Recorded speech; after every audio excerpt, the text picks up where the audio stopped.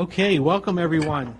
This is our September 9th regular town council meeting, and we're going to have our roll call order first. So if we could have a roll call. Shannon? Here. Lee? Here. Kathy? Lee? Here. Edwards? Here. Cavazos? Here. Day?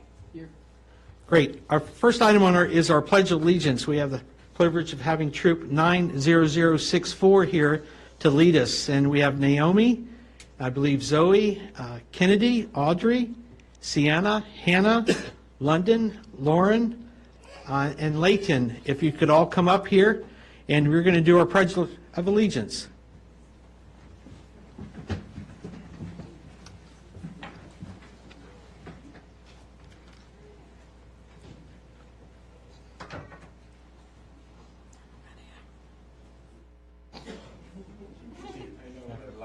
Along here, maybe? Right here. Yeah.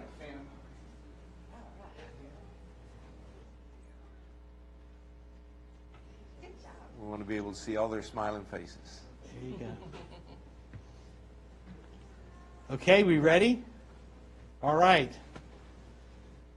I pledge allegiance to the flag of the United States of America and to the republic for which it stands, one nation, under God, indivisible, with liberty and justice for all. All right, great job. Thank you very much.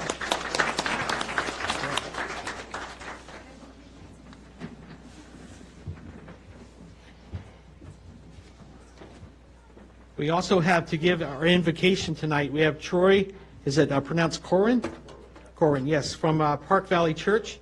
Welcome, sir, and if you'd like to just tell a little bit about the church and how you're doing there. If not, just lead us into... Sure. You know, we're up there on 15. We're doing great up there. You know, attendance continues to soar. We just 2 weeks ago we announced a new campus that we're going to open in Warrenton. We've got about 180 families that live further south and keep driving all the way up to the Haymarket campus. So we're going to open a new campus in November. So it'd be great if you guys told your friends. We're looking forward to it. A lot of excitement for that campus, and we're looking forward to getting that started. Right. All right. If you guys will bow your heads, we'll pray. Heavenly Father, we just thank you for your many blessings. We're grateful for your love, your mercy, your grace. And we would want to ask for your blessings on this meeting this evening. We pray that you would bless this time together. We pray that your wisdom would guide everyone to accomplish the goals on today's agenda. Lord, we also ask that you would continue to remind us all to seek your will in everything that we do. Thank you for this opportunity, Lord, that you give us to serve, not only you, but also to serve others. May our actions and our attitudes please you this evening, Lord.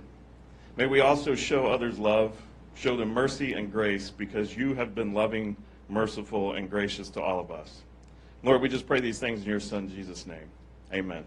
Amen. Thank you all. Thank you, sir.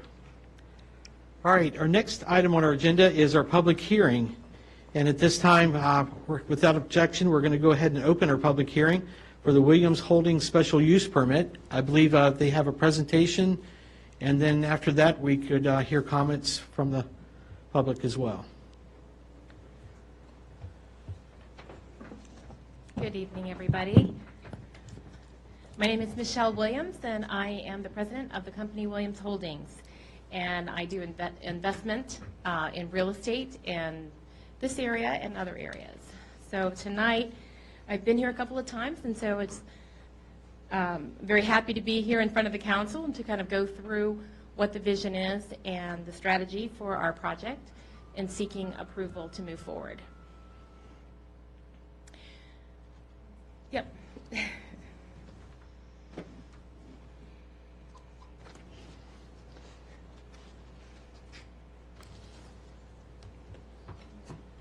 Okay, let me go to the next slide.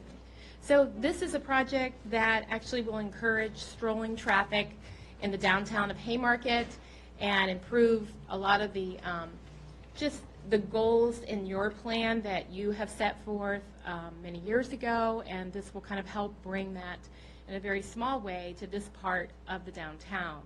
As you know, the property is right next to Mrs. Bailey's property right here, and I have gotten to know her quite well over the last 8-10 months. as we have worked together on different models. We are seeking an exception with the current zoning to allow residential use for the townhomes that will be located in the back, and we'll see that in a few minutes. And there will be a small apartment over a garage and 7 commercial spaces in the front. I think I just got cut off. Oh, okay. Thank you. So the next slide will show you the demographics of that from an aerial view. And I'll just kind of point out, so here we are here. Here's Mrs. Bailey's home, and here are the 2 plots of land that I purchased. These are some side views, so you can see it right now. There's no structure on the property. It's all grass. That's showing Mrs. Bailey's home, who is a neighbor. And then if you go to the next slide, this is interior details for the home. This is as close as I could get with the trees being there, but that is the little store next door to it. So as it says here, we are seeking that request of a special use permit. As you know, we brought forth another design about 6 months ago that did not get approved, and that was for condo units, and we have changed that model, reduced the square footage about half to 29,000, and we are asking for that special use permit with mixed use of retail and residential. We do not have any parking variances, which our other plan did request that, and we don't have any. We have a request reduction to setback just for the driveway so people can get to the back. I have discussed this with Mrs. Bailey, and even as of today, I was over her home, and she has not changed her opinion on that. She has no problem with cars traversing on her side to get to the back. There would be 7 townhomes in the back. So this is a site layout of how that would look. In the front, you would have the commercial units here. This would be the parking for all of the commercial here, entrance here, and entrance here into these areas. And then in the back, you would have these townhomes, and they're going to be really nice. You'll see some concept pictures that I've included. I don't have full architecture drawings at this point, but it will give you the ability to see and understand the vision that we're trying to create. People that live in the back will drive through here on this driveway. This is Mrs. Bailey's property here to get to the back. And this will be grass in the back. There will be a small apartment / office there with a garage underneath. And if we go to the next slide, this will kind of give you an idea. There'll be as much green space as we can get, of course, on those 2 lots. It's always challenging in a town this size environment but we will make use of that. Our expected completion date is fall of next year, although there could be some modifications that could change that. And we do look for the units to be a mix of brick and some sort of hardy board plank that would conform with your ARB standards.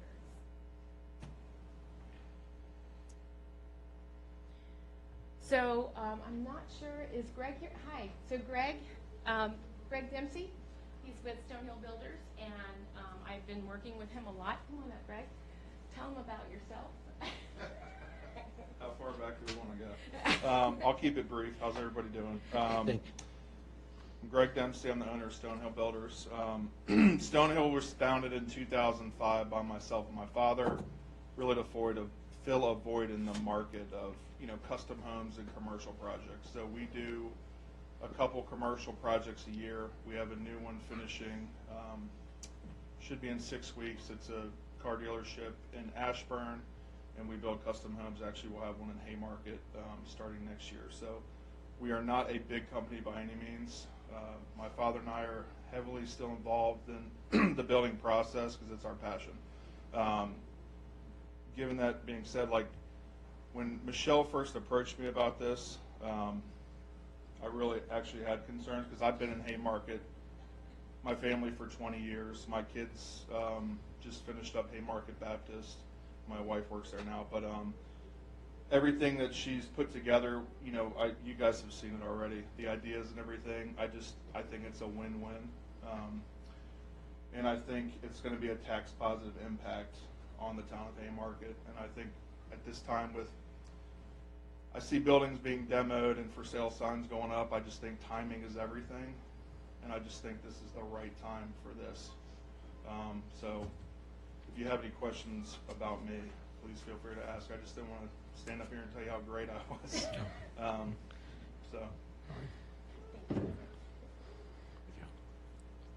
Okay, so this is a nominal outline. Obviously, there's a lot of dependencies in here to manage through the next year and a half, but this is our high-level timeline.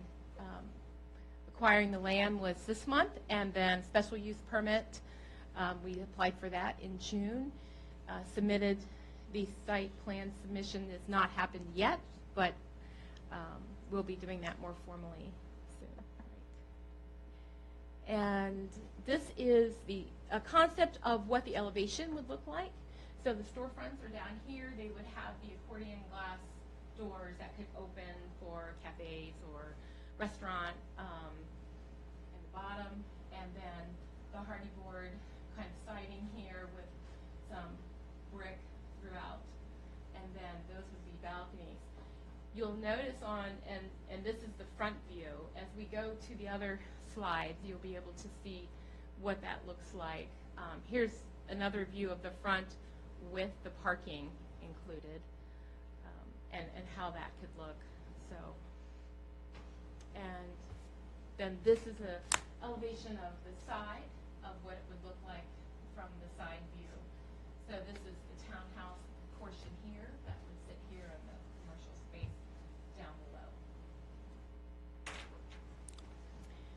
Some other concepts of the rear of the building. So the neighbors would not have an eyesore to look at, you know, that might be seeing the building from the rear. And these are just more ideas of the same, just to kind of get that full picture for you. Each one of these townhomes will have an elevator, so we could have a wide range of people purchasing these townhomes, everyone from a family to over 50. So it kind of opens that door for a lot of folks. And this is just more of the same. Just wanted to make sure I was being thorough. Okay. Now this is the one that is currently out in Crescent Place in Leesburg. So once again, it kind of follows that model of a lot of small towns right now are doing this, where you have live-work kind of scenarios with commercial and the residential above. Okay, and I think, so just to kind of point out, so our previous plan was a 44,000 square foot building, and we did request the same SUP exception there with special use for mixed use. We would have had some parking issues to deal with, so maybe a shared parking agreement in the town to overflow with some adjacent lots, like the town lot, for instance.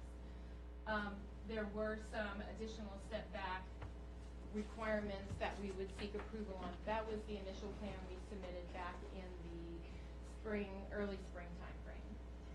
When that didn't go through, we revised the plan to the plan I showed you just now to 29,000. We still need the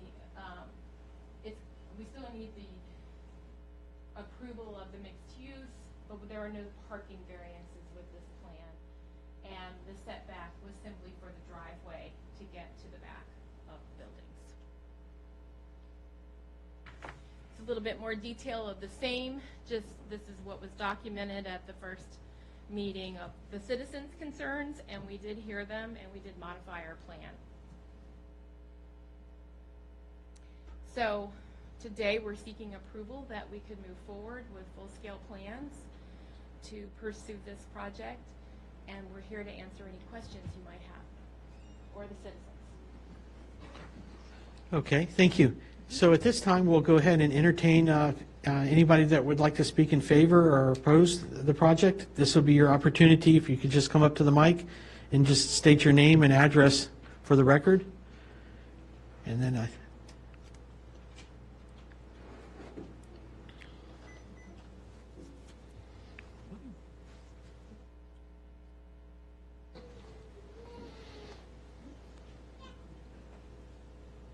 Dottie Leonard, 14801 Washington Street. I just drove back from Bristol, Tennessee this afternoon, so if you see me stagger around, it's because I'm exhausted. I want to say I'm in favor of this project. These applicants have been before us as citizens, you all as decision makers, so many times. And I feel like there's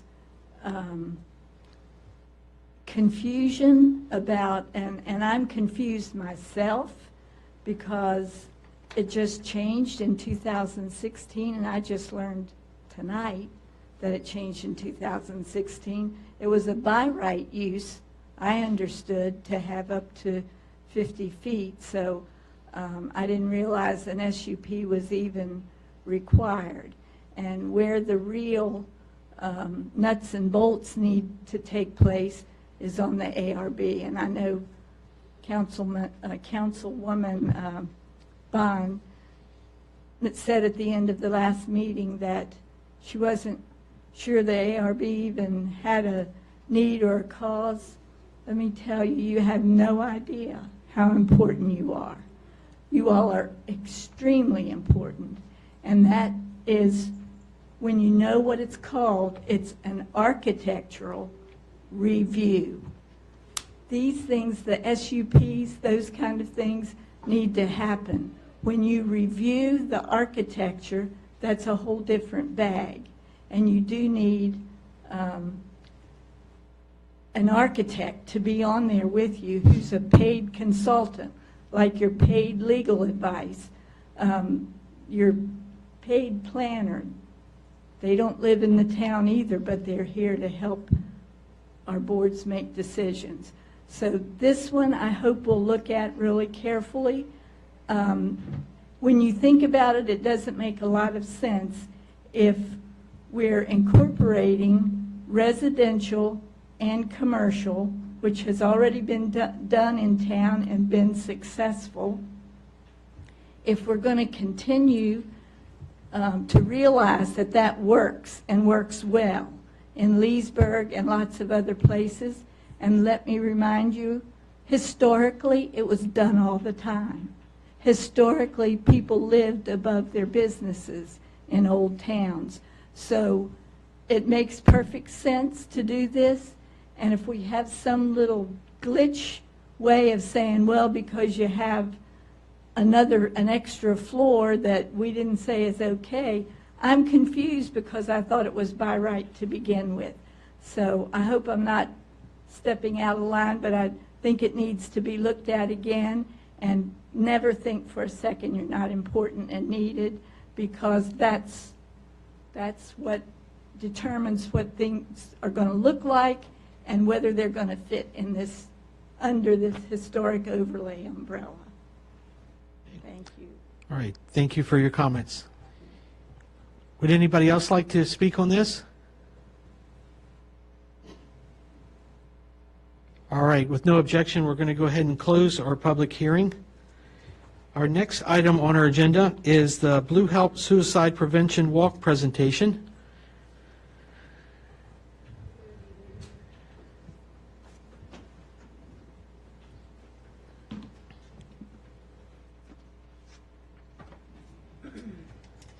It's me again. How are you guys doing? Good, thank you. So I'm here with Corey, who always helps me with all of my stuff. September is Suicide Awareness and Prevention Month. And you all know my name is Meg Hawkins, and I'm a local law enforcement officer. And today I'm speaking on behalf of the nonprofit organization Blue Help. Its mission is to reduce mental health stigma through education, advocate for benefits for those suffering from post-traumatic stress, acknowledge the service and sacrifice of law enforcement officers we've lost to suicide, assist officers in their search for healing, and to bring awareness to suicide and mental health issues. Blue Help also supports the families who have lost loved ones in those issues, or in those injuries. Each year, more officers die by suicide than they've died in the line of duty. Just a couple months ago, I was talking to you about the Officer Down Memorial Ride, and we honored the officers that have died in the line of duty. ODMP and Blue Help have actually partnered up together, which is great. To date, today, we have lost 142 officers to suicide. Line of duty deaths are only at 85. There's no comparing them. There's no, you can't compare one to the other at all. No matter how the officer is lost, it is a tragedy. Unfortunately, suicide is an epidemic in our occupation. On September 28th, the first ever law enforcement suicide awareness walk will be held right here in the town of Haymarket. First ever. You all should be so proud. We want to thank you for opening your arms to us and to the walk. By doing so, you all will be making a difference in breaking the stigma of suicide and mental health, not just in public safety, but to everyone who may live with mental illness or who has been touched by suicide. Proceeds of this walk will fund care packages for families and departments after a suicide, grief camps, training, and other costs associated with awareness and prevention. You still have time to register and walk with us, and you can even join my team. It's called Save the Next. I have some flyers, and I really hope to see you guys out there. Do you have any questions for me or Corey? Good. What's the date again? It is September 28th. And how can we register? If you go to bit.ly, Blue Help Walk, and I have the flyer with the registration. It's $30. You'll get a T-shirt and lunch, and you'll enjoy some great music. Robin Slade is coming from Canada, who is going to be performing both of her songs. If you look at bluehelp.org and you go to their Facebook page, they just did a video that incorporated Fairfax County and VSP, utilizing her song Heart Locker, which is bringing awareness to what law enforcement officers go through on a daily basis. Okay. What about also with our Facebook page, or that we can share this information as well Please, thanks. through our social media? We're at about 160 pre-registered, so people from all over the country are coming. Obviously, it will be held at QBE because Sean's amazing. And so it's pretty much an all-day little thing. So we'd love for you guys to walk with us and join us. Okay. Any other questions? No questions. I just want to thank Megan for taking this on. I know I've been very much involved with her on the ODMP ride since we started it, and now this, and this is amazing. Having family that is law enforcement, it's very touching when you consider the number 146. 142 today. 142 That are- suicides. Those are only the ones that are reported. And I know I'm not speaking out of turn by saying Megan and her husband have been through Boulder Crest Retreat, which is for wounded warriors and those that suffer with PTSD, and I've seen the difference that makes. This is going to make a difference too. If it saves one officer, it's worth it. So thank you. Thank you, Dad. Absolutely. Thank you very much. Thank you. Thank you. All right. Our next item on our agenda is Alex's Army Childhood Cancer Awareness Month, and we also have a proclamation for that. I believe we have a speaker that would like to. Okay. Good evening. My name is Jenny Green. I am the president and co-founder of Alex's Army Childhood Cancer Foundation. This is my husband, Derek. First, we just want to thank you, Mayor, and Vice Mayor, and council members for issuing this proclamation, but also allowing us to place the gold ribbons up and down Washington Street on the light posts for Childhood Cancer Awareness Month the last 2 years. So I have a few things I'd like to share, and then we do have several families from Haymarket here who have been impacted by childhood cancer that I'd like to invite to come up after and just share their name and diagnosis. Absolutely. So in 2009, our son Alex was diagnosed with stage 4 Wilms tumor. He was 5 years old. Alex attended Gravely and Bull Run Middle School. Alex fought cancer for almost 7 years. And over that time, he had over 17 surgeries, countless rounds of chemotherapy, radiation, cryoablation, several experimental treatments. And at times, we spent months in the hospital, like so many of the families, including birthdays and holidays. Alex, his treatments caused 2 separate paralyzations, one from the waist down and another in his right hand. And his story, our family story, is just one of the stories of children, over 15,000 children who are diagnosed in the United States every year. We know that childhood cancer doesn't just impact the child who is fighting. It impacts marriages, brothers and sisters, cousins, extended family. It impacts friends, teachers, classmates, entire churches, police and fire departments. It impacts our entire community. Childhood cancer is the missing seat in every classroom when the child is too sick, when our children are too sick to go to school. It's the child who is standing on the sidelines of youth sporting events when and missing entire seasons of their life. It's children and teens watching the world go by them through their hospital window. It's children having their childhood and innocence taken away and the course of a family's life changed forever. As you will see from the families who are here with us tonight, childhood cancer is not as rare as we all would hope. Families are fighting right here in our backyards every day.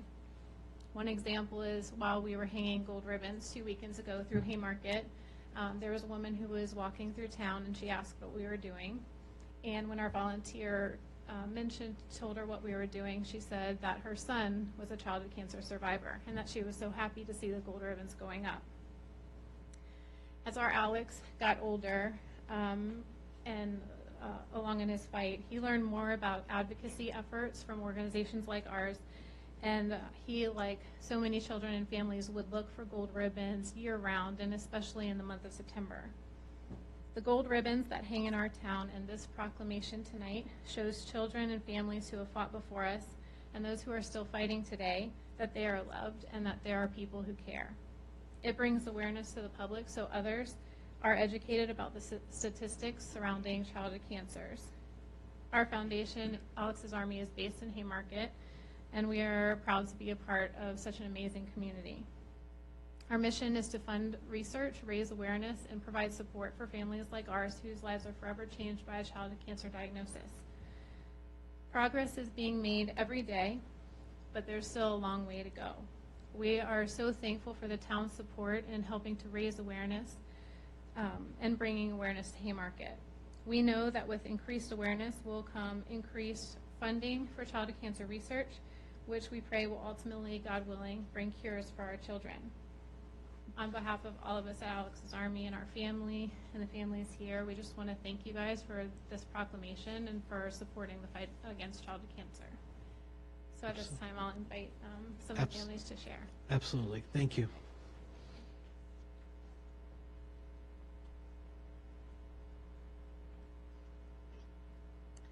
Hi, I'm Lisa Thane. I'm a kindergarten teacher at Tyler Elementary, and this is my son, Dominic.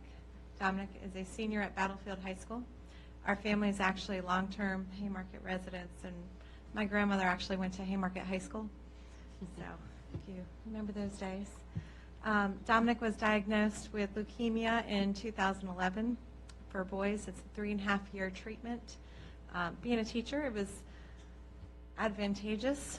I was able to get him through school, and he only missed about 100 days of school in those 3.5 years. For a childhood cancer family, we know that that's very, very, very low. Leukemia does lie dormant for up to 5 years, and in March, he'll be declared cancer-free to finish off his senior year and hopefully get accepted to a college soon. Great. Thank you. Thank you very much.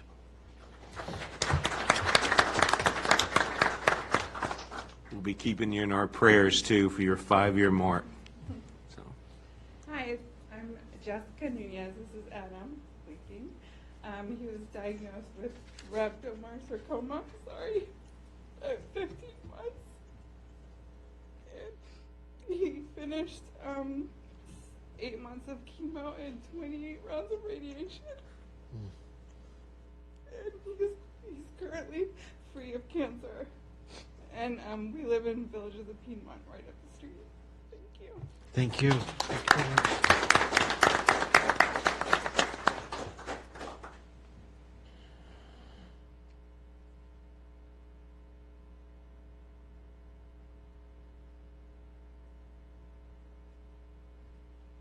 So we have a couple other families, Darian here, who is cancer-free from Wilms tumor. Oh, sorry. All right, so last minute. My name is Devin Hutchison. I was diagnosed 3 years ago, December 23rd, 2016. I was halfway through my sophomore year of high school, just getting into the game, my best years of soccer, and lost everything. Treatment, it was a long 2.5 years for me, and I'm still dealing with the after effects. I'm in need of a double knee replacement and a double hip replacement. And I have something that no doctor really knows what to do. So I can't really do too much with my life that I enjoy anymore. So it's hard, but thankfully for people like Jenny, she's been a big help in our lives, and I just want to thank her for all that she's done for our family through this hard couple of years. We couldn't have done it without you. Thank you. Thank you.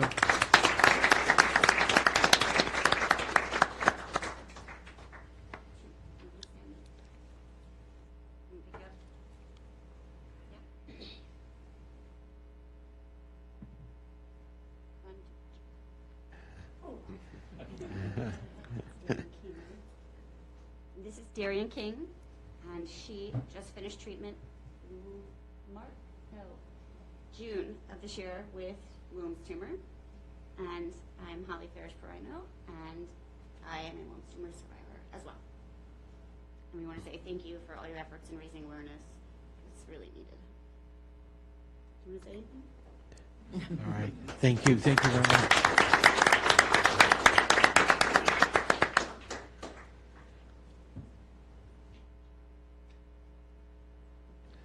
I think also we have a proclamation we'd like to read and present to you. Yes, Mayor, thank you. Proclamation, September 2019, Childhood Cancer Awareness Month, and the Town of Haymarket goes gold for kids.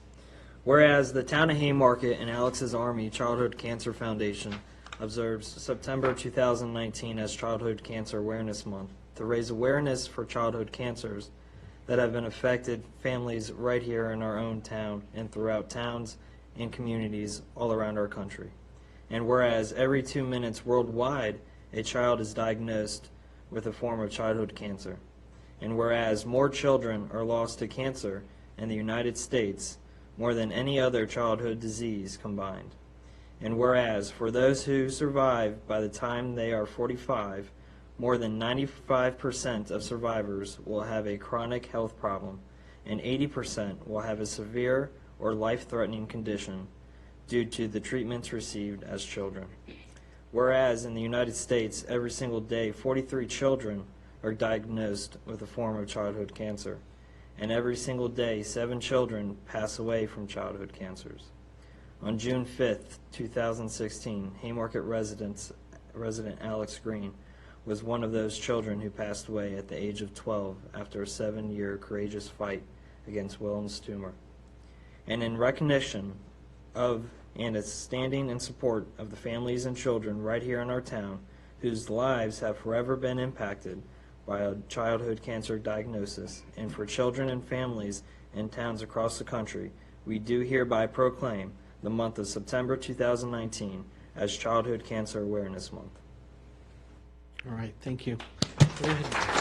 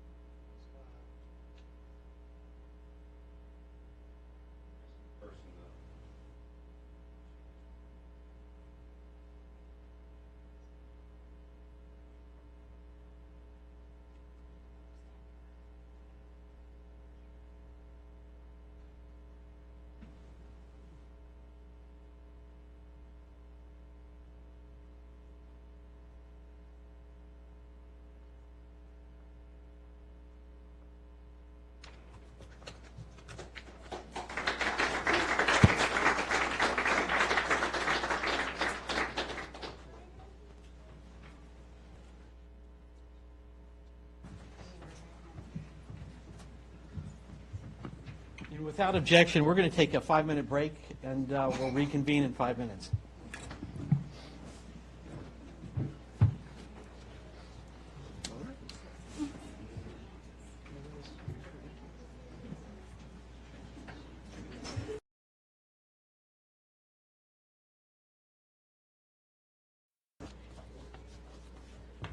And we're back.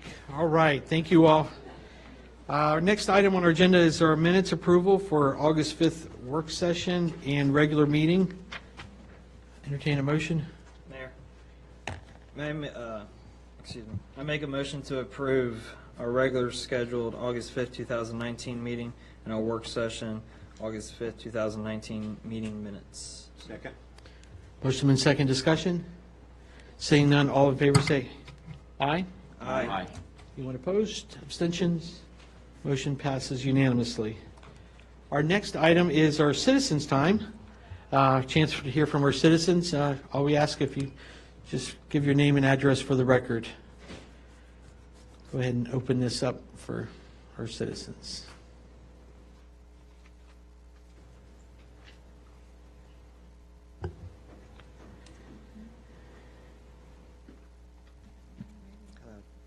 Jim Payne, 6680 Fayette Street. Andrea and I kind of formulated some thoughts. We regret that we were not able to attend the August 5th meeting where you discussed the hotel venture in Haymarket, but we just wanted to impart some thoughts that we had to you guys and have it on the record if that's okay. With that being said, we'd like to wholeheartedly recommend this to be allowed to move forward.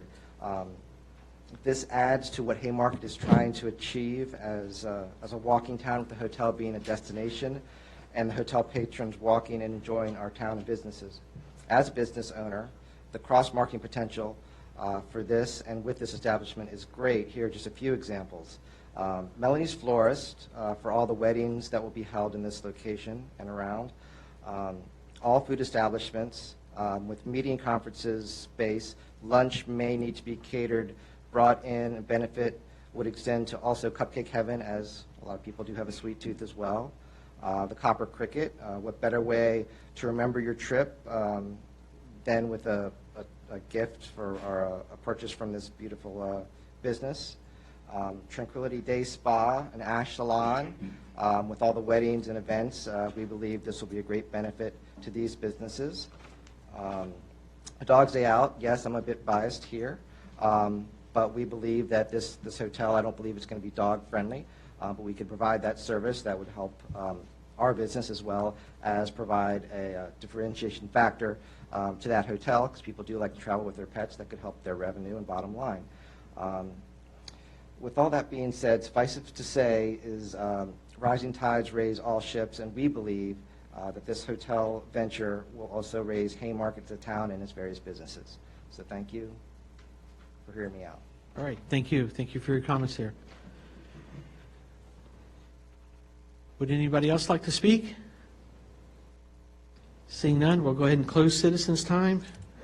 Our first item on our agenda, we're on page 17, their special use permit for the Williams Holding, 6604 and 6608 Jefferson.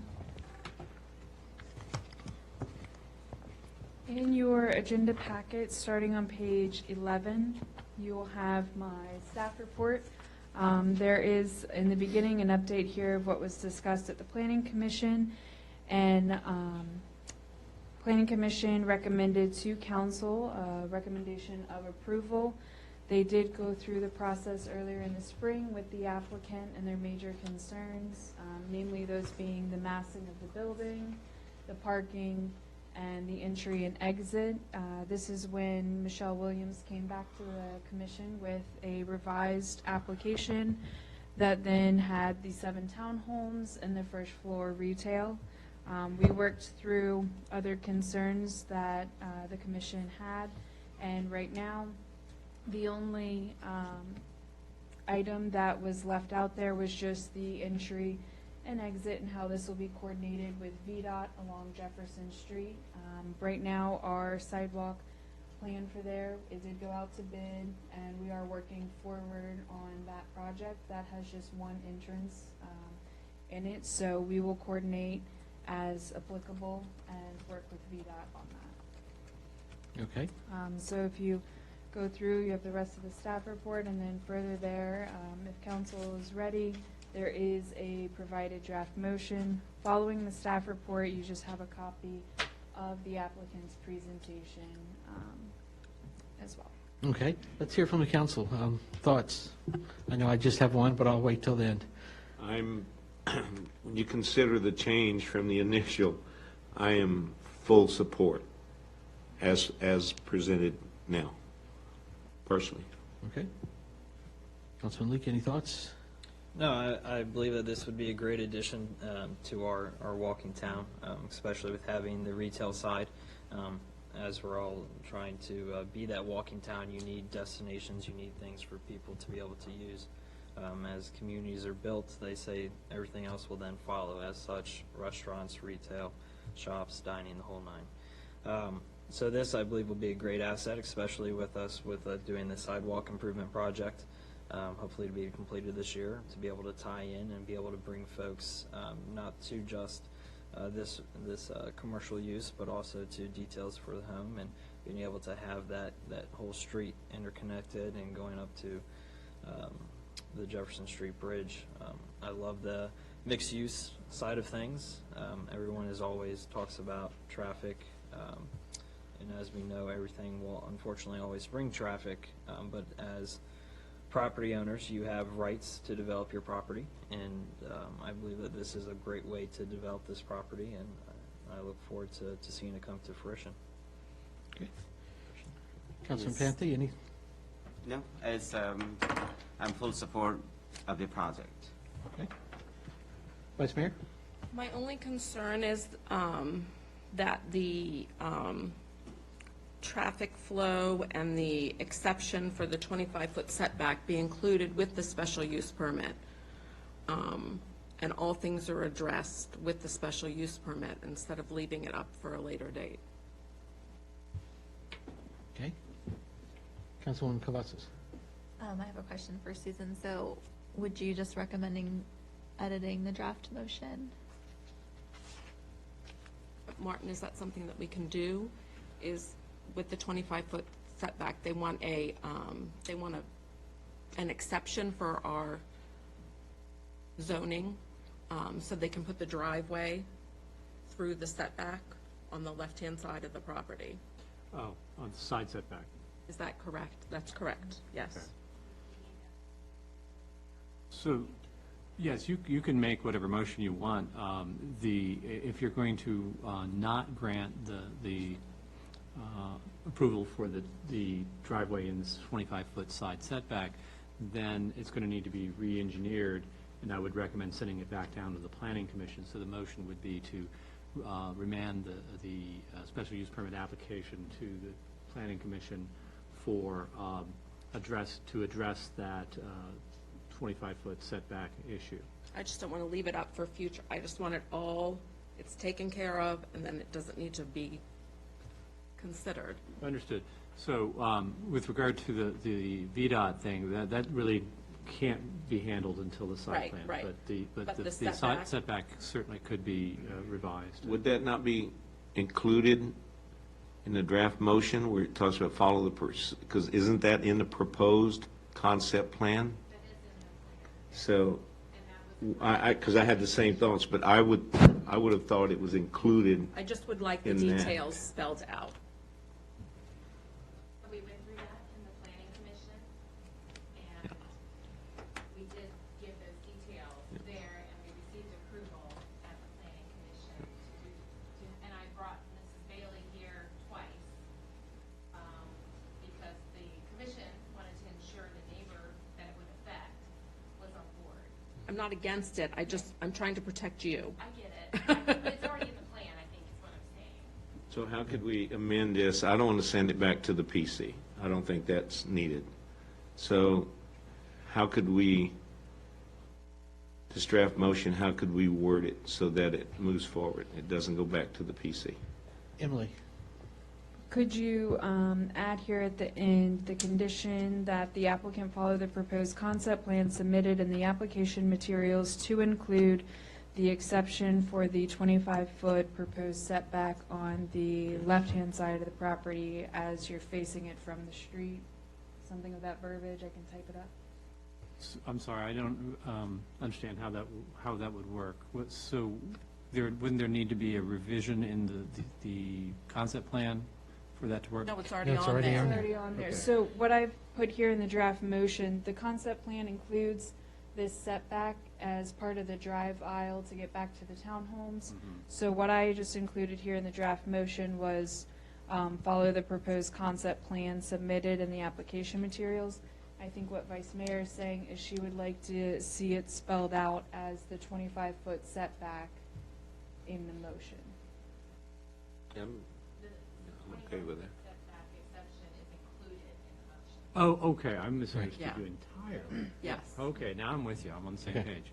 Yes, so that would make perfect sense to go into the draft motion that you also are approving the exception to the 25-foot setback on the south side of the property. Okay. Yeah, so you start writing, and we'll You write keep that. going around the dice. Councilman Day? Oh, sorry, Kavasis, I think you had I the actually question. don't have any comments. Thank you. Okay. My one concern was the neighbor, but I understand it's already been addressed, so I have no Yeah, objection. Miss Bailey came, she was there twice, and she was very supportive. They've got a great rapport. We go to lunch every other month, so. Yeah. Built a relationship with her and with Donnie and with some other people in the town as a result of this project. All right. So my one thought or my concern is how do you ensure, like, I know the materials are listed in the concept plan for hardy board and brick, but as we've seen, a lot of the diagrams that we saw have almost all brick in all the concept drawings that we saw. So is there a way, and I think I've mentioned this to you, Martin, it's not that you can say it on here, but how do you word it to that the ARB then can look at it or take that consideration? So the ARB would be required to issue a certificate of appropriateness before the design could move forward, and they will be looking at it in terms of their aesthetics and their guidelines that you've recently approved. The materials themselves will not be an issue specifically. It's the color and texture and arrangement of those materials that they're going to be looking at. Okay. Mayor, I don't, those materials, we're looking at the SUP, which Correct. does not even talk about the, so it's still going to Yeah. have to go to the ARB. The only thing that the SUP is addressing is simply the special use permit to allow townhomes Mixed. above use, mixed-use correct. commercial, as well as allowing the waiver for the setback requirement. So it's still going to have to go to the ARB. No, absolutely. Okay. Other thoughts or, I just think what Vice Mayor has recommended makes sense. Need to spell out, be specific, so. we'll just wait till Miss Emily finishes her writing there, and we'll have you read that, Miss Emily, that we can do a so moved, if that's what we're deciding to do.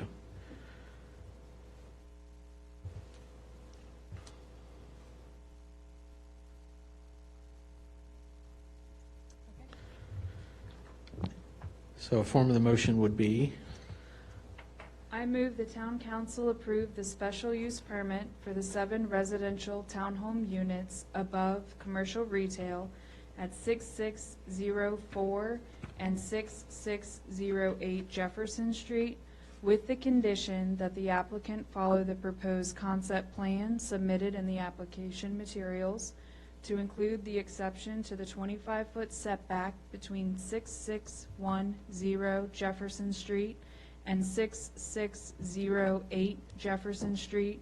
Furthermore, the setback exception will be for the purpose of the drive aisle to the townhomes at the rear of the property. There we go. And just need a second. Second. By Councilwoman Cavazos. A discussion on the motion. Emily, did you, that second part of that, did you say 6608 Jefferson Street? Doesn't it abut 6604 Jefferson Street? So, Or am I wrong on the concept? 6604 abuts details for the home. 6608 is in the middle of the residential and the other lot. I apologize. It was labeled differently on the attachment, so I apologize. Okay, got that clarified. Any other discussion on the motion? Ms. Jackie? Roll call vote, please. Shannon? Absolutely. Yes. Leek? Yes. Panthy? Yes. Edwards? Yes. Cavazos? Yes. Day? Yes. All right, great. Congratulations. Thank you. Uh-huh. All right, our next item is our administration staff reports. We have on page 11 our planner. I also went to page 40. Engineering on 42, treasurer on 45. Anything for either three of those? Also, I'm going to give a report on just some of the items that I've been working on. Are you asking for questions Yes, from us? Chris. Uh-huh. Nope. Can I just ask Emily, is there any update on when they're going to take the chain link fence down across the street? I currently do not have an update on when the chain link will be removed. Thank you. Any other questions for them? Otherwise, I'll. Emily, at the ARB meeting, I talked to you about the ice skating parking lot. Did you touch base with them? I'm in the process of touching base with them. Okay. Okay. Any other questions? Just some things that I've been working on. As you can see, the Town Center Building Project, or let's call it Phase 1, where we've successfully put on the metal roof, the siding. We painted all the brick, repaired the brick facade. We added the new reverse gable. We've replaced, obviously, the rear exit door behind us. We placed a service call with Comcast and removed all the overhead wiring all the way from the street to the building. As the cable entered in the previous time inside the building, Comcast since had put a box on our outside that made all the wiring go underground. We removed all the old electrical wiring on the back. We removed the Dominion Energy main building service feed. By doing so, we found that our panels in the back weren't to code, and so we had to replace and put in a new building feed box that feeds the panels. We removed some old bird nests out of there. The discussion, of course, will be going forward with the funding of other phases of possibly the portico, as we spoke in our work session, replacing the front door, building signage. The sidewalk repairs were completed, damaged brick planter repaired, street lamps were almost, I think this week we'll get the last two poles up. We completed some leases upstairs and over at the Copper Cricket building. I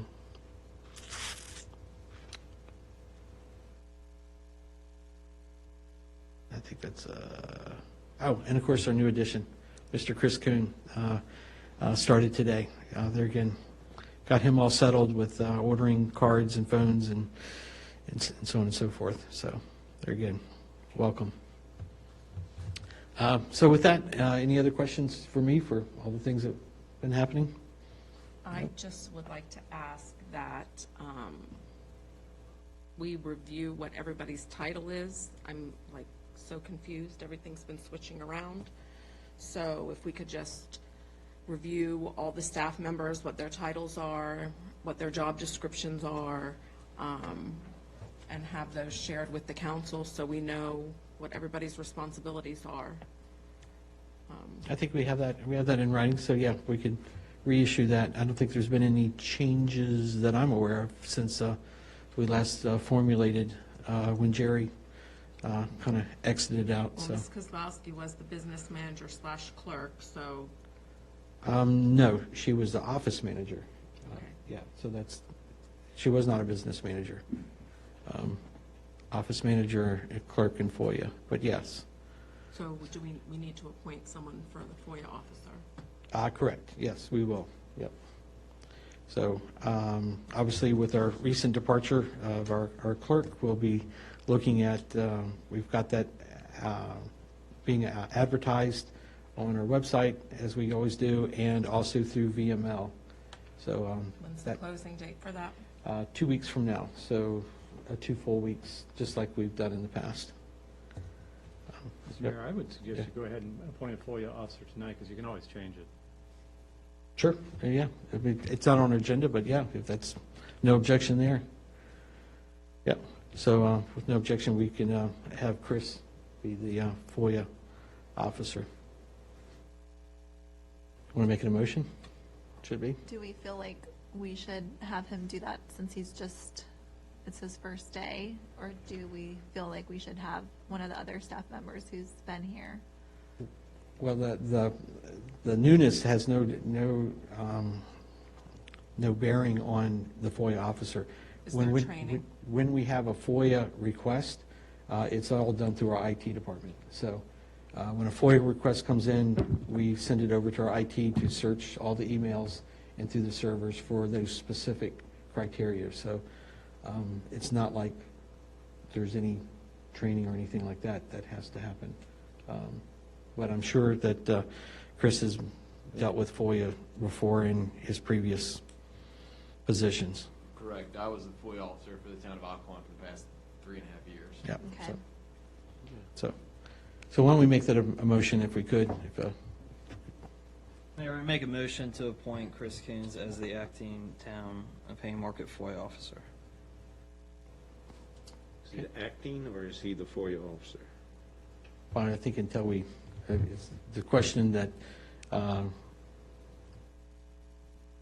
acting meaning until we replace it with another person, so, yeah. Is that our intent? Or to leave it. Or is he going to be, I'm not trying to throw a monkey wrench in it, but if he's going to be the FOIA officer, we ought to confirm that tonight.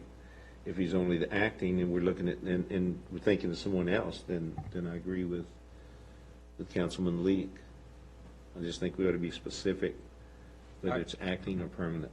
Mayor, I remove my previous motion. I make a motion to appoint Chris Coons as the town of Haymarket FOIA officer. Okay, motion on the floor. I would second. Second, discussion.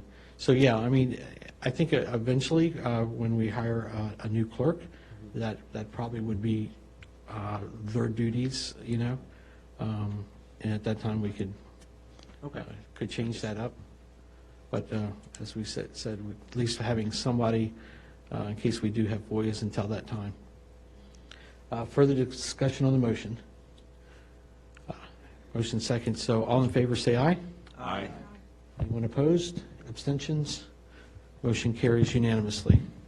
And Mayor, staff will need to update the state FOIA department's webpage with the new contact information for our new FOIA officer. Okay. We can definitely direct to do that. Okay. Further discussions? Oh, you know, one other thing, too, that I wanted to point out was we worked with Danica regarding our power outage that happened.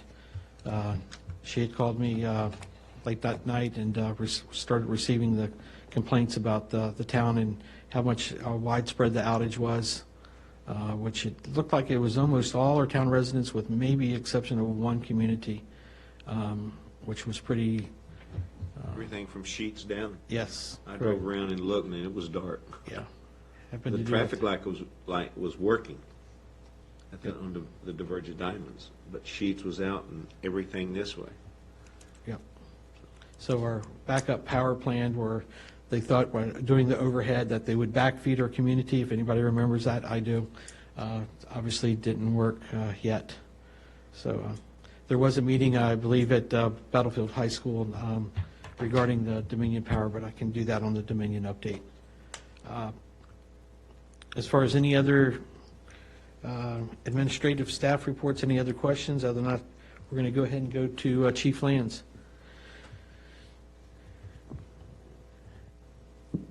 Okay, good evening, Council. Does anyone have any questions on the statistics for the month?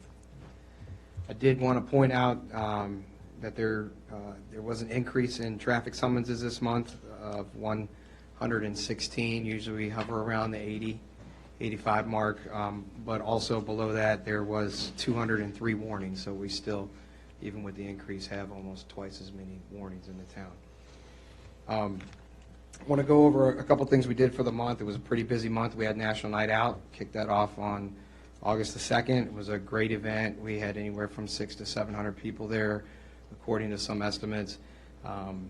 It was a very successful event. I appreciate all the council members that showed up and the town that came out to support it. We also participated in a veteran escort where veterans from all across the country can fly into Dulles Airport and are escorted by police departments in the area to the War Memorial in D.C. We were asked to participate this year. Big deal for us. It's a lot of big departments, and Fairfax County actually reached out to us, and so we were happy to help out in that. Ethan, I don't know if you saw Ethan here tonight, but he was in the hospital again this past month. Councilman Leak and I went up and visited him one night, took him some cupcakes from Cupcake Heaven, which he dove into and appreciated. But he's out of the hospital now, doing much better. The Masonic Lodge also invited us to their annual law enforcement dinner, which we attended. We were awarded 3 grants this month, one for $5,000 through DMV, which we'll use for traffic safety overtime, the Burn Justice Grant for $800, and the grant from Walmart for $2,500. So you'll see us do some things with that money in the future. We also helped out on Haymarket Music Fest, which was a huge success. It was a great event. I thoroughly enjoyed it, and I think it exceeded expectations. And then I also attended the annual Virginia Association Chiefs of Police Conference, where most of the focus was on the opioid epidemic and officer wellness, which kind of coincides with the Blue Help that we had a presentation on tonight.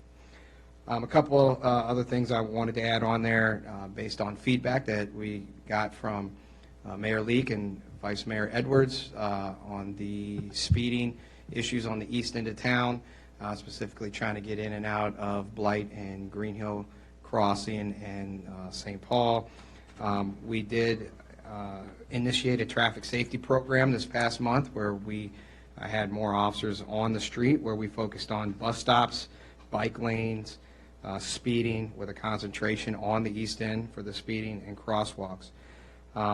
You'll see the numbers for that next month. I'll give you kind of a breakdown of what happened, how many we got, and where they were in the town. But I think it was a huge success so far, and it's just been a couple weeks in. If you live on that end, you may see a reduction. We also had a ghost car out there on the east end for a couple days this week. And you'll see us continue to do that as long as we still have complaints coming in, and we'll try to slow people down on the east end. The problem is that it's tight in here in the west end and then the center of town, but as you get to the east end, the roads open up and it kind of cues drivers that they can go ahead and speed up. There's also no more speed limit signs once you pass the old bank building, the old BB&T building.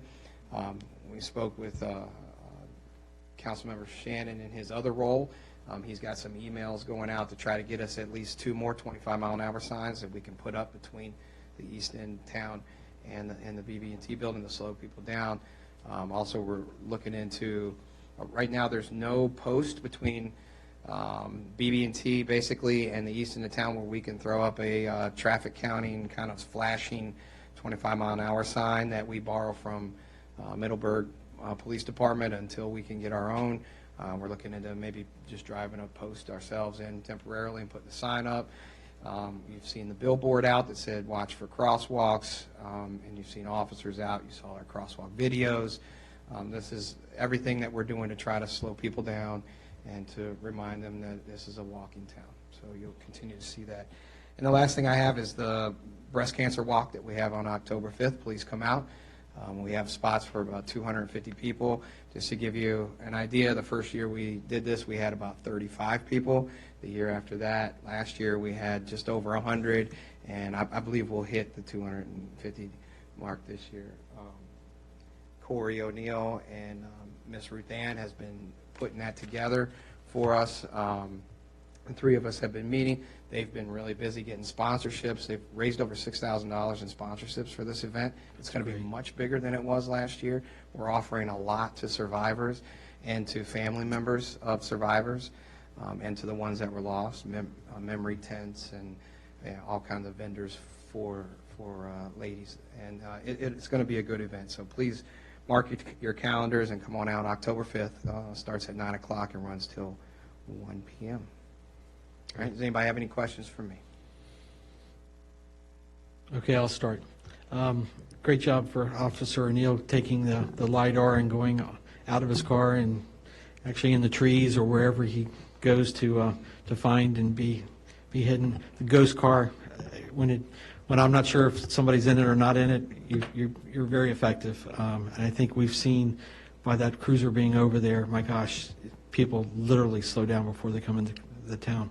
So I think very, very effective. Any other thoughts or comments?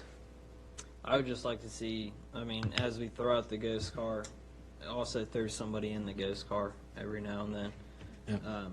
To make it, because you drive through it throughout the day, you're like, all right, no one's there, no one's there, no one's there. So you're not worried about it. But if you're shifting back and forth between someone being in there, not being in there, whether you're hiding his active cruiser and QBE and just putting them in there, but I think that'll really start throwing some folks off, because I think a lot of folks just get complacent, say, oh, it's up there, they're putting one of their ghost cars out, and they don't think anything of it. Yes, sir, and you'll see that come and go as we need the vehicle, as we don't. It's up there this week because of all the milling and paving going on in Green Hill Crossing, and Mr. Landry allowing residents to park in his lot to help facilitate the lack of a crosswalk there and get people to slow down. So you'll see it come and go as needs. Awesome. That's great. I'll follow up too with my request for our traffic engineers on those speed limits. I'll follow up tomorrow. Have you heard anything from our traffic engineers on that? Has anybody contacted you? Not on the signs. Okay, no, sir. I'll send another email on that tomorrow. I'll Okay. put you on the email. Okay, thank you. So they have your contact information. Other than that, just thank you all for what y'all do Yep. Thank you, sir. every day. All right, any further questions? All right, move along here. Next, we're up to our bond releases. We're on page 57 of our packet for Village of Haymarket Phase 2.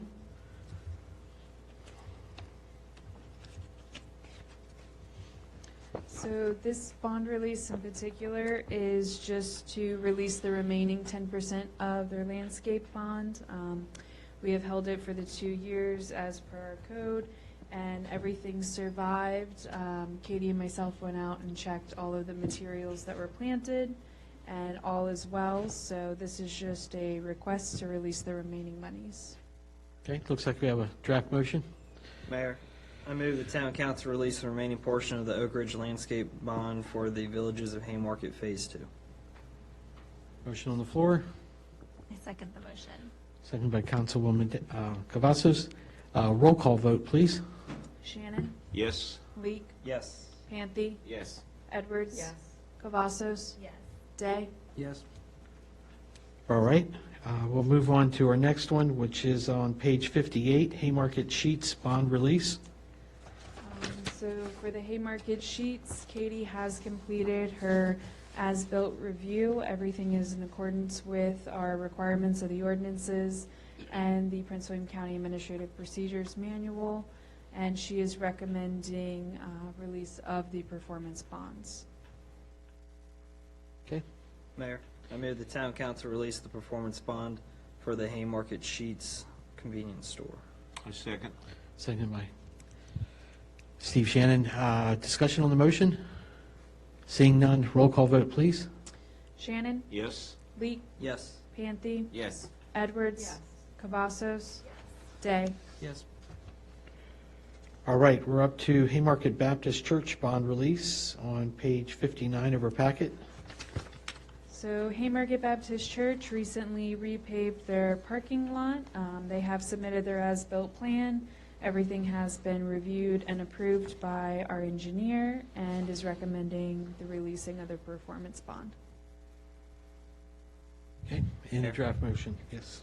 I move the town council release the performance bond for Haymarket Baptist Church. I second the motion. Okay, motion's been second. Discussion on the motion? Roll call vote, please. Shannon? Yes. Leek? Yes. Panthy? Yes. Edwards? Cavazos? Yes. Day? Yes. Great. All right, brings up to our next item is communication policy. So I'll let Ms. Cavazos take over this. It looks like we did a search on what we had in our servers regarding this, and part of the packet came up my original communication policy some many years ago that was not adopted. Then we ran to, in page number 64 of the packet, which was basically the first draft of having a communications in there. And then our attorney was able to find that we actually adopted one very similar, and that's what we actually have on our dais as a freestanding thing. So with all that, I'll turn this over to Ms. Cavazos. So the reason that I asked that this be added to the agenda is after hearing from different citizens at Citizens Time and also neighbors that they're not aware of public hearings or demolition permits. And so I know that the rule is that it has to be in the newspaper for, I think, at least a week prior to the public hearing. Is that correct? I think it's a law, so maybe you can expand further. So that it depends on what it is. So for rezonings and zoning text amendments, you have to have them advertised for 2 weeks ahead of time. And with other things, it varies. So my suggestion is that we add publicizing any special use permit or demolition permit, any public hearing, that we also share it on our social media, our website. I think that putting up the signs and also having it in the newspaper is good, but I think we should expand on that, and I think that the citizens would really appreciate, since we do send out text messages for events and things like that, maybe citizens can opt in if they are interested in hearing when we're having public hearings and when there are demolition permits in town, or if there's new construction. I think that they should have the option to maybe opt in to receive a text message. I just think we should utilize all of the different ways that we can communicate. Since we can, share all of that on social media when we have fun events and things going on in town, I think it's really important that we use all of those to share the important things that we're discussing here. Mr. Grimm. Can I suggest that if we do that, they'd be added to section 4 on page 6 of 16, the council rules of procedure, the new section 4-5, social media. Tell me again the page, Martin. Page 6 of 16, section 4, agenda. Yep, this will be your special handout. So we would add a new section 4-5, social media, that, is there an exhaustive list, or do we want to just have it broadly that all council? It should be everything. Everything that is going to Whatever be. social media that we have access to, I think. Right. But I think Martin's talking about which particular meetings, events, things like that. Is that what you're asking? What kind of actions by council, prospective actions on your agenda do you want to have listed on there? Is it, I mean, assume you want budget, you want, I heard demolitions and special use permits. But, I mean, do you want to put bond releases on there? That's not going to excite very many people. I'm just trying to think. I also think putting a link to the agenda item so that citizens can easily click to see what that item is. Right, yeah. Okay, so why don't we do this? Why don't I work with Mr. Kuhn and we come up with revised, some language to accomplish what you've just set out. And unless I see council doesn't want to do that, but I think that's a great idea, and we will come back to you with some language for your next meeting to adopt. There you go. Do you have other localities that do this? Not in their policy, but they just do it as a matter of administrative policy, that they have a lot of things. So, for example, in the city of Manassas, where I reside, I can subscribe to a number of different ABC agenda notices, and I get those, and I see what's on the agenda for the ARB or the Planning Commission. And so it's opt-in for anybody who wants to get the email, but social media is how a lot of people get their news these Right. days. So Absolutely. it's true. Makes sense. As it continues to grow. Okay. All right, so with no objection, we'll make that a directive, and they'll get back to us on it. All right? Good recommendation. Is that, so you'll have it done by next month, Martin? Okay, thank you. All right. Next item is our updates. Planning Commission? We had several different things, but the important thing was the Van Meter Smith property down the road here, the 38 townhouses. They came in and they gave their briefing. We certainly had, and citizens as well, because we had the public hearing, had concerns with traffic, especially exiting on the hunting path and going through Longstreet Commons. Didn't hear really too many pros. Everything was pretty much opposed. We certainly had questions about the front part of the property, what's going to go there. Overall, the PC was not supportive of what was presented to us the other night, or August 19th or whatever, with the plan as it was briefed. And that's the main thing for the PC. Okay. And the ARB? Okay, so Taco Bell's design was referred to our September meeting.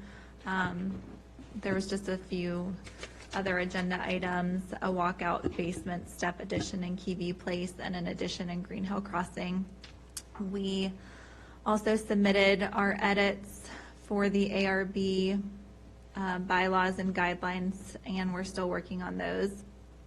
We reviewed if we are going to have the crepe myrtles replaced, but we all decided that we would just keep the pink crepe myrtles that are already installed, and since they match the crepe myrtles that were already in place at, what is the neighborhood, next to Green Hill Crossing? Thank you. Haymarket Station already has the pink, so we thought it would all go very well together. And then Emily brought up the town center informational sign that was placed in front of the museum, and that was not where the ARB recommended that the sign be installed, and so the ARB has a letter that they would like me to read.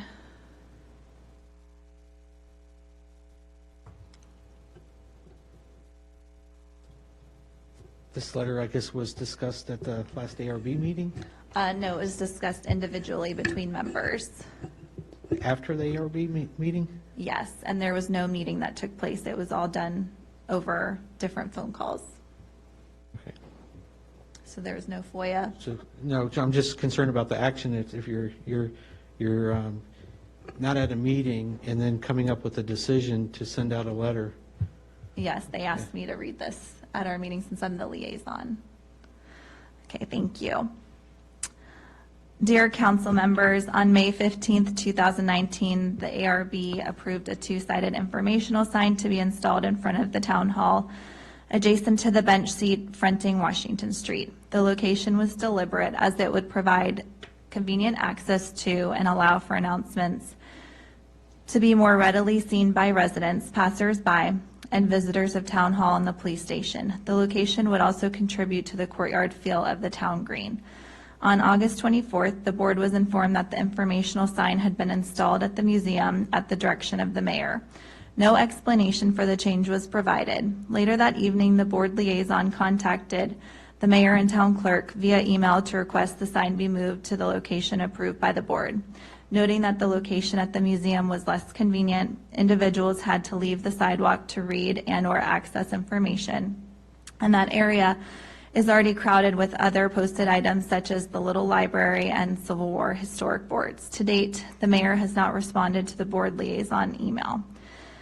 That the proposed information sign did not come to the board as a formal certificate of appropriateness zoning permit application should not be interpreted to mean that the board was relegated to an advisory role in deciding the materials and location of the informational sign, or that our decision could be amended without notice and approval.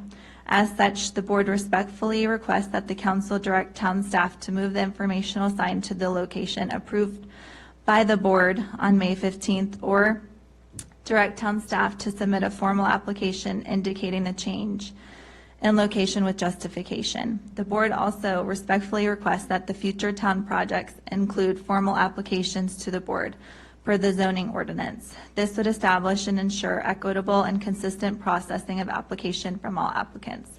Thank you in advance for your consideration of this matter. So I watched the meeting where this discussion happened.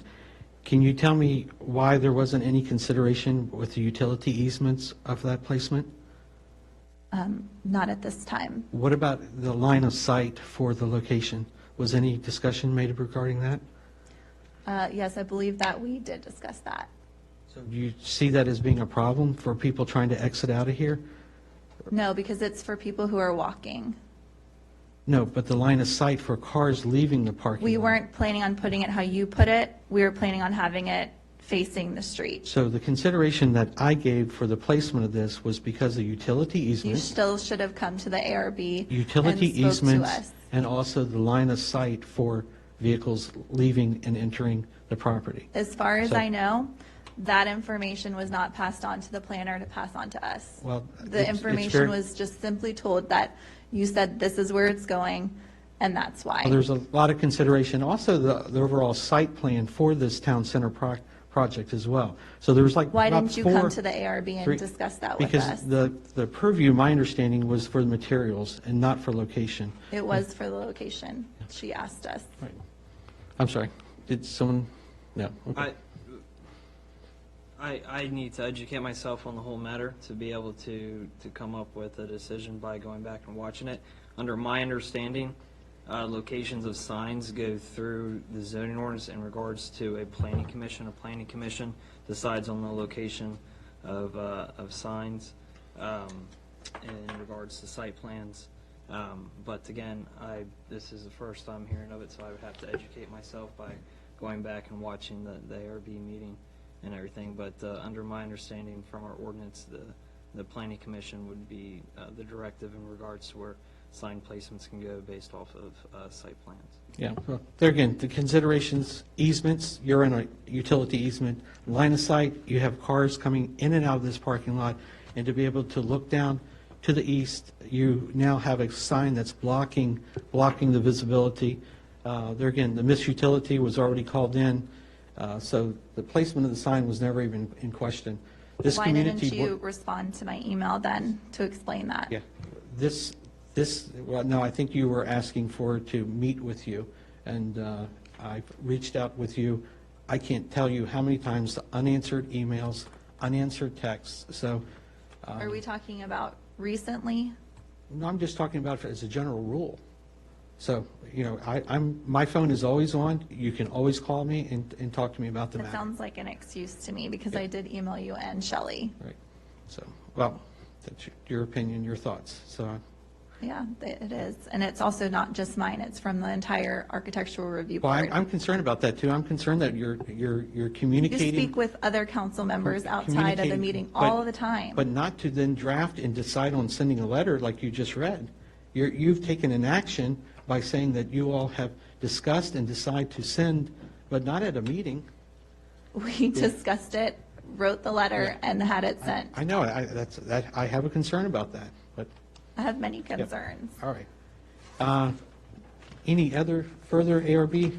No, that's all. Okay, great. I had one alibi here with, I forgot, the very important, is we had nominated Matt Cottle for chairman again. He accepted the nomination, we voted, and he won unanimously, all three of us. Wow, that's great. Good to hear. Council member time. Councilman Shannon, do you have anything further? Just a couple things, and first of all, I want to welcome Chris to our family, our team here. I think Chris did extremely well through the interview process, as others did. But I want to formally welcome Chris, and just make sure that you, just a recommendation that you definitely use the expertise not only on this dais but in your office now. You're not on an island, and so just please keep that in mind, which I know you will. And the other thing is, I just want to express my appreciation and for Miss Kozlowski, for Shelley. She's going to be missed here. She made a decision to move on, and that's fine, but she will definitely be missed. Walk in here and miss that smiling face and everything else, but life's about changes. We all make changes and everything. Someone else will come in and have an opportunity to excel, and I look forward to meeting that person one day. So thank you, Shelley. That's all I have. Thank you. Councilman Lee. Thank you, Mayor. First and foremost, Chris, welcome to the team. We look forward to working with you. I'm very impressed in your interviews, and excited to hit the ground running. Anything that you need from us as a council, please reach out. Our phones and emails are always on, so anything that we can do to support you and the rest of the staff, as we always tell staff, we're always here to do so. Corey O'Neill, some may not know, he was asked, I believe, to come down and teach a CIT class, Crisis Intervention Training class with Prince William County. So it's awesome that our neighbors in the county respect our department enough to bring in him as an instructor to go ahead and teach that CIT class. Music Fest, Miss Emily, Miss Shelley, Jackie, Roberto, everybody, y'all did a phenomenal job with making that a huge success. National Night Out was awesome, Chief, way to go. I definitely want to be able to go up to Chief AJ Middleburg, though, and say that we won that contest that he keeps bragging about. So whatever we got to do to be able to enter in for that, I'm all for. Breast Cancer Walk, October 5th again, and Blue Help Suicide Awareness Walk, September 28th. Excuse me. Love to see everyone out there at both of those events. No further. Okay. Councilman Panthy, any comments? First of all, I'm so sorry. My apology. I stuck in the traffic. I was late today, so 5-minute blitz. And further, no comments. Okay. Vice Mayor. We addressed a couple of my things already. Talking to residents, they are very upset about not knowing. I mean, I know we can't, call everybody individually, but I'm hopeful that this new policy will be helpful and everything will be out there in the open. I kind of disagree about the bulletin board, and I wish that there were a better working relationship with the ARB. It's very important. The ARB is very important to this town, and I think it's become a very adversarial relationship. I would like to thank Shelley for her service. I am extremely saddened by her resignation. She was the anchor and the guide of our staff. We're never going to be able to replace her. And moving forward, I hope that all of us can do a better job at providing our staff with support and better guidelines and better behavior. Okay. Councilwoman Cavazos. Thank you. I have a letter from myself to share. I have been blessed to be a daughter, sister, wife, mom, friend, realtor, town councilwoman, and ARB member. In any capacity, I will always give my all. As a town councilwoman, I have tried to put the interests of Haymarket residents first. And with a new baby on the way, I will be putting my family first. I have faithfully tried to consider and support the best interests of our Haymarket townspeople. They make this town what it is. From the very beginning, my goal has always been historic preservation and to support our small businesses. I am so proud of some of the contributions that the ARB has made to our town. The ARB is so passionate, and it has been an honor to serve with its board members. It is painfully obvious that for most issues facing Haymarket, I have stood almost alone on the council in opposition to positions taken by the mayor and most council members. It is obvious and exceptionally stressful that one voice on the council cannot affect change, mostly because that voice is drowned out by the lockstep marching to the mayor's drumbeat.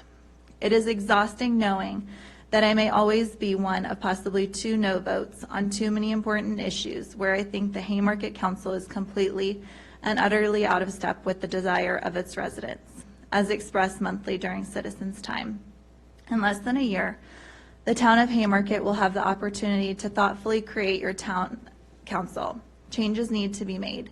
We cannot afford to lose another valued staff member like Shelley Kozlowski, who provided infinite passion, resources, and hard work for our town. We cannot afford more thoughtless progress like the future hotel. I encourage every Haymarket townsperson to please take the time to learn about and meet every candidate. Do not believe anyone who tells you that they are alone responsible for everything good that's happened in Haymarket in the last 15 years, or any candidate who says they alone have the skills to fix Haymarket's problems. Choose the people that represent you on the council carefully, as if the future of Haymarket depended on each one of them, because it does. I will remain an advocate for Haymarket. I love this town. I love the people. I love the history and the last remaining historic buildings. It makes me heartbroken that others do not see the value in preserving our past. I will continue to serve our community as a volunteer with organizations where my efforts can still produce results. And I will speak up at Citizens' Time on issues of importance to my neighbors and to my family. I want to thank all the members in the community and on the staff who have supported me and have taken the time to teach me so much about local government. Thank you to Susan, who first invited me to apply to the ARB and also asked me to run for town council. Thank you to Steve Shannon for your kindness. Thank you to all of the ARB members for sharing your passion about keeping Haymarket beautiful for our future generations. It would be an honor to share any position with any of you. And thank you most of all to my family for your support and patience. Today, after this meeting, I am officially resigning from the Town of Haymarket Town Council and the Architectural Review Board, effective tomorrow, September 10th, 2019. All right. Councilman Day, any comments? No comment. All right. No comment as well. I entertain the motion. Make a motion that we adjourn. Second the motion. Any discussion? All in favor say aye. Aye. All right. Thank you all very much.